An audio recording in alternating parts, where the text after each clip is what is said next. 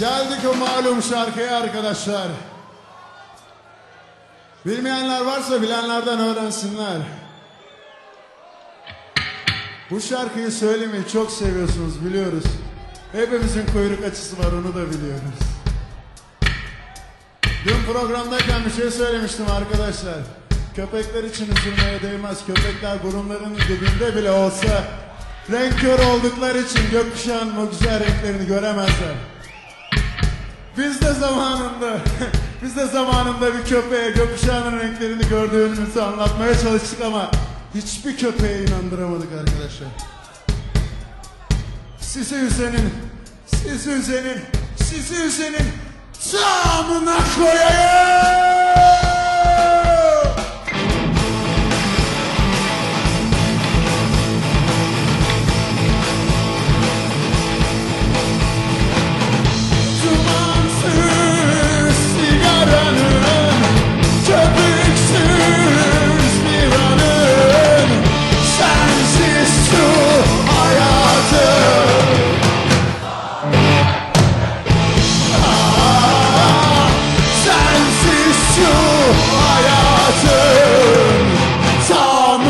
Koyayım sigara bırakılır, bira bırakılır. Sen var ya sen gülüm bırakılmazsın.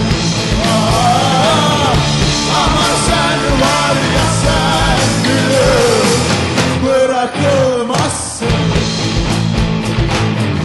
Sözlerin bıçak gibi deldi geçti ciğerimi. Sana verdim yüreğimi, tıhamına koyayım. Sana verdim yüreğimi. Sizle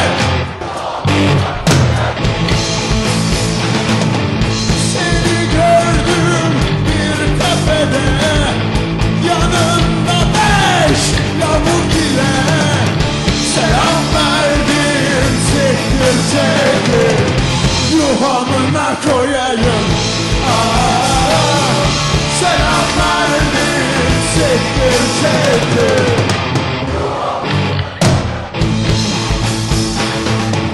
Gözyaşlarımla birlikte yağan yağmur damlaları meğer aşkımızmış, bilemedim ben. Ben seni sevdim ya, o da bana yeter köpek. Sen de beni terk edip siktir olup git ya. Ben de senin gibi